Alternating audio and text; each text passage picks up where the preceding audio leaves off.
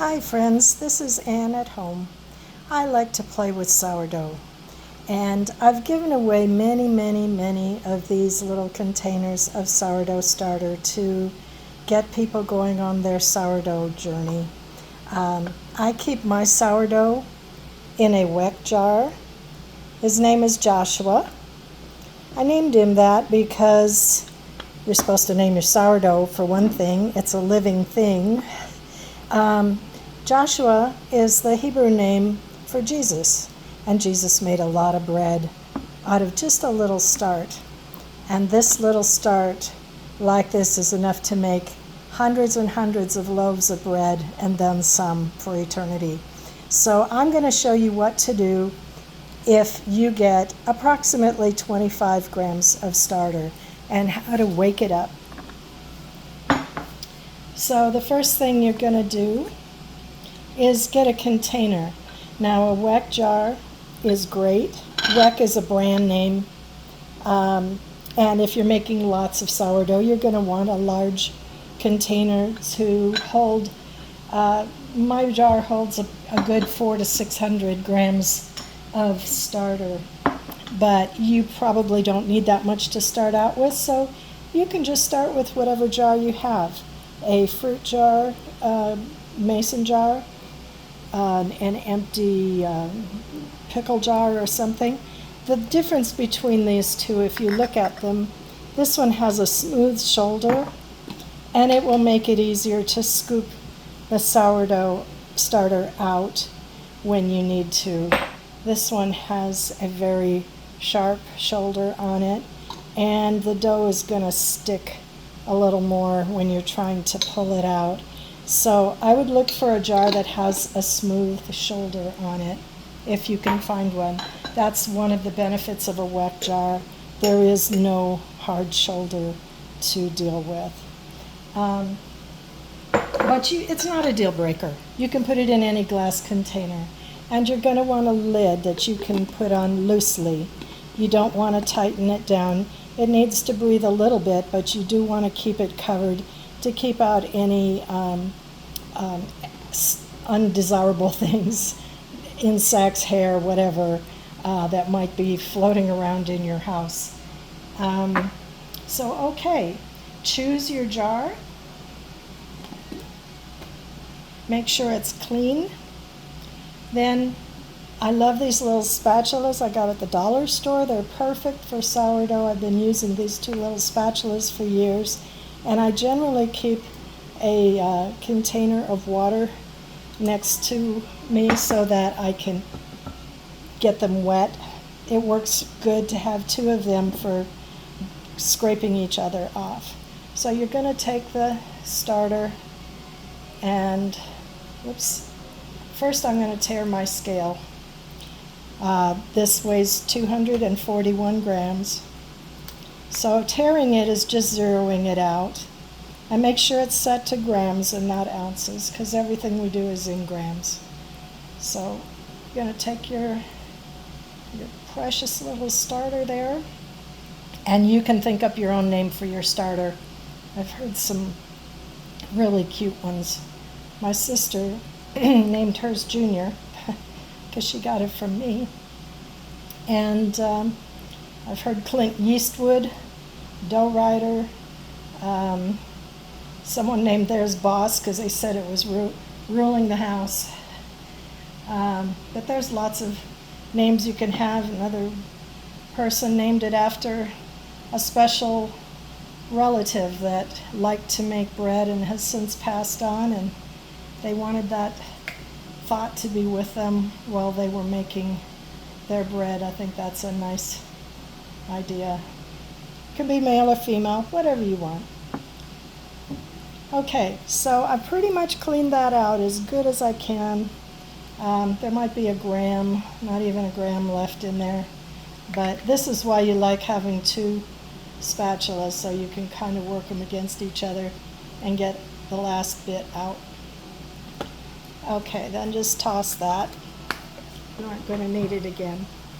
So it's showing that we have 24 grams, so that's not quite Some of it always sticks to the container, so there's not 25 grams in there, but that's okay, it's close enough. The next thing we're going to do is add 50 grams of filtered water. I don't use tap water because it may have some chlorine in it. This is distilled water. You can use spring water. And I would recommend not to do it the way I'm doing it right now, but if pouring it very slowly, if you can get it to 50 grams. Sometimes when I'm doing this, I will measure it into a different container first in case I overshoot it. But I'll try to be very careful and just get 50 grams. I tared the scale, I hope you noticed that. So we're going to 50 grams. 950. Come on. Okay, there we are, 50 grams of water. Then we're going to take the spatula and just stir it up and get that all mixed in.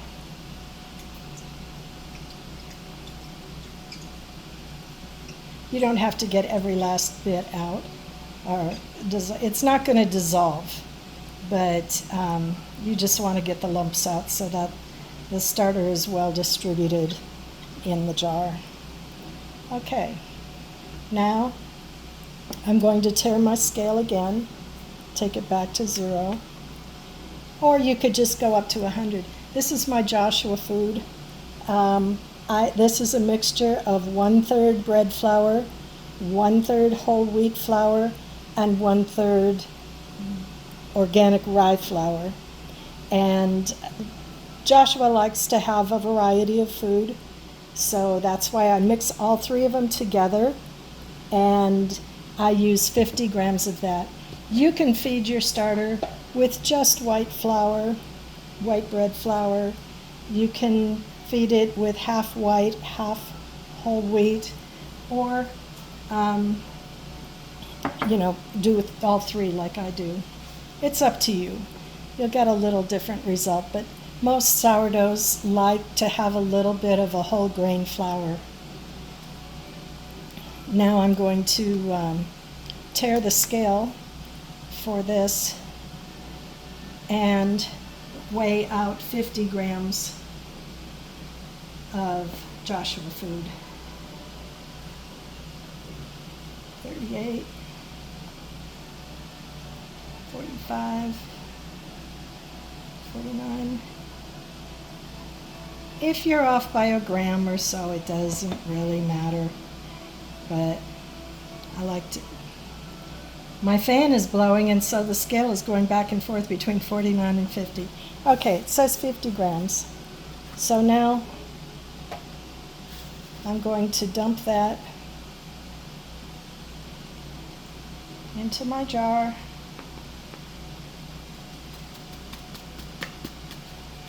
All right. And now I'm going to give it a little stir. Trying to scrape the sides, scrape the bottom. You can be pretty vigorous with this. Just don't want any dry spots left. The dry spots are not good. So turn it around, and you may want to, if you're going to ever do more than one loaf of bread at a time, you're going to want a bigger jar, because this is only going to be enough to make one loaf of bread at a time. So if you want to make 2 loaves of bread, stir up 2 loaves at once. If you have a quart jar, that'll work. And you will add, instead of adding 50 grams of water and 50 grams of flour, you will add 100 grams of water and 100 grams of flour. And that will give you enough to make 2 loaves when you're ready to make bread. So this is all stirred in. I don't see any dry spots in it. I'm going to take my other spatula and clean that off. Don't want to lose any of that precious starter. go. At this point, it's just raw levain. It's not starter yet because it hasn't had a chance to ferment all the way through. So levain is the same thing as a starter. Once it's all fermented, it's starter. It's the same thing. So this is done. That's all you have to do. It's coming to about here, and the way you can measure that is you can take a rubber band and put it right about where you think that, right about where the starter level is, or you can take a dry erase marker and mark it so that you know where it is. You want to know what level it's starting out at. Then you put the lid on loosely, just a little twist, not all the way down. And what you're going to look for is for this to double. So when it gets to about here, sitting at room temperature, I'm sorry, I don't know if you can see that. When it gets to about here, sitting at room temperature, then it's time to either use it to make a loaf of bread or stick it in the fridge until you're ready to make bread. And that's all there is to it. Eventually, it's going to develop bubbles. When you see these bubbles, you're going to know that your starter is happy and ready to work. And when it has bubbles like this, let's see if I can show you. And I hope this works. Let me get some more water in here. You'll hear some people talk about the float test. And so when it's ripe, it's gonna look kind of, I don't know if you can see this. You can take out a little piece and hopefully, if you haven't knocked all the air out of it, it will float. No, it's cold and I knocked air out of it. I know it's ready. I can tell it's ready, but I just, the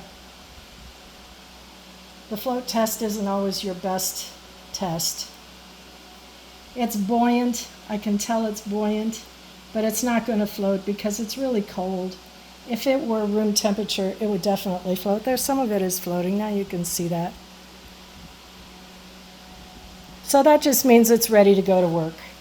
You don't have to do the float test. I look more for the bubbles to see if it's ready. I'm going to put this back in my jar. But the bubbles will tell you that it's fermented and ready to go to work. And that's about it. If you have any questions, let me know. Be happy to help you.